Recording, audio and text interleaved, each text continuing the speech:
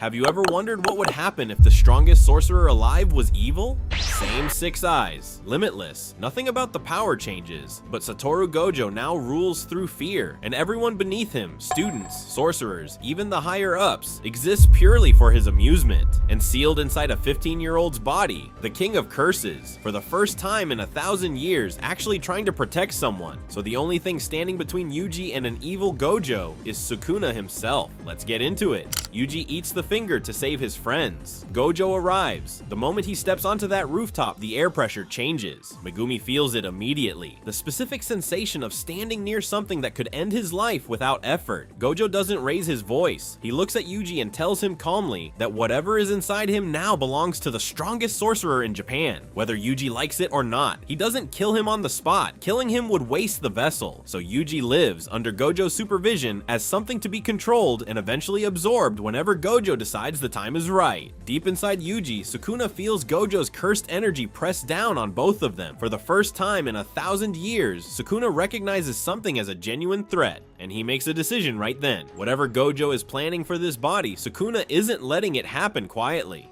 Jujutsu High under this Gojo is a different place entirely. When he walks through the halls, conversations stop. Teachers go quiet. Everyone understands that the only reason any of them are still breathing is that Gojo hasn't decided otherwise yet. He personally oversees Yuji's training, but there's no playful mentorship. Training sessions are demonstrations of exactly how outclassed Yuji is. Gojo will let an attack get dangerously close before stopping it with a single finger just to prove he could have let it land. So it falls to Sukuna to actually prepare Yuji. In the quiet moments between sessions, Sukuna teaches him cursed energy control, teaches him to read Gojo's moods, and starts teaching him how to hide the true extent of his growth. Because the moment Gojo realizes how fast Yuji is improving, that's the moment Yuji becomes more useful dead than alive. And that's when it gets insane. Megumi starts noticing that Yuji seems to know exactly when to stay quiet, exactly when to disappear from a room before Gojo even arrives. Yuji isn't just surviving Gojo's training, he's being coached by something inside himself on how to survive Gojo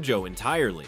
And before it becomes a reason to be erased, the detention center mission happens. The special grade curse is there. And when Yuji starts losing, Sukuna takes over immediately. He fights with absolute urgency, because this isn't just about surviving the curse. It's about making sure nothing about this fight gives Gojo a reason to come looking. Sukuna ends it fast, clean, and gives control back to Yuji before Megumi fully processes what happened. Word reaches Gojo anyway, and Gojo, hearing that the mission resolved itself with no casualties and no incidents, finds that suspicious. Too clean, too controlled. He starts watching Yuji more closely, not because he suspects Sukuna specifically, but because anything that resolves a special grade threat without chaos isn't behaving the way chaos is supposed to behave, and Gojo doesn't like things he can't predict. The Kyoto Goodwill event happens. Todo and Yuji meet and become close immediately, because some things are just inevitable. When Hanami attacks, Gojo is already there, watching. He doesn't intervene immediately. He watches Yuji and Todo fight for their lives, watches Maki and Megumi get pushed to their limits, and lets it go on just long enough to remind everyone exactly how outmatched they all are. Then, right when things become genuinely fatal, he ends Hanami in under 2 seconds. The message is unmistakable. He could have stopped this at any point. He chose not to until now. Afterward, he looks directly at Yuji, longer than he looks at anyone else, and he tells the group casually that it's good to see how everyone performs under real pressure, information worth having. Sukuna goes very quiet because he recognizes exactly what just happened. Gojo wasn't testing the group, he was testing Yuji specifically, watching for how much power Sukuna would reveal under life-threatening pressure, and Sukuna deliberately held back, letting Yuji and Todo struggle through on raw skill alone, because the moment Gojo sees the full picture of what's inside Yuji, the countdown starts. Shibuya. Gojo walks in to finish what he started. Gojo feels the Shibuya trap forming well before it closes. Six Eyes doesn't miss something this size. He knows exactly what's being set up, and he walks in anyway, because he's been waiting for an excuse to deal with Yuji somewhere far from the school, far from witnesses, where whatever happens to Sukuna's vessel during the chaos can be written off as collateral damage. The trap closes around him anyway. In his final moments before the seal completes, Gojo looks directly at Yuji across the chaos and tells him, with with complete calm that this changes nothing, that he'll be back. And when he is, he's finishing what he came here to do. Then he's gone, sealed inside an infinite empty space. And for the first time in this entire timeline, every sorcerer in Shibuya, all at once, feels something they've never felt before: relief. The rest of Shibuya erupts into chaos. Mahito, the transfigured humans, Choso, all of it. But there's a different energy in the air now, because the threat everyone has been quietly living under for months is gone, even if only temporarily. And Sukuna makes his move. He starts actively helping, completely without restraint now, because the one person who would punish Yuji for revealing his full power is no longer watching. When Mahito appears, Sukuna walks Yuji through exactly how to avoid every opening Mahito tries to create. When Choso's blood techniques get dangerous, Sukuna, recognizing his own former vessel's abilities instantly, counters them with precision nobody has seen from Yuji before. And that's when it gets truly insane, because Nanami survives, Nobara survives, because for the first time, Sukuna isn't holding back, isn't hiding, isn't managing the situation around the fear of Gojo finding out. He's just protecting his vessel and everyone around him, completely and without restraint. By the end of the arc, Shibuya is still a disaster, but the people who were supposed to die didn't. And somewhere, sealed inside an infinite white void, Gojo is counting down the time until he gets out. And every sorcerer who survived this version of Shibuya understands exactly what's coming when he does. If you want more Jujutsu Kaisen what ifs just like this one, subscribe. We've got plenty more coming. And watch this video next. See you in there.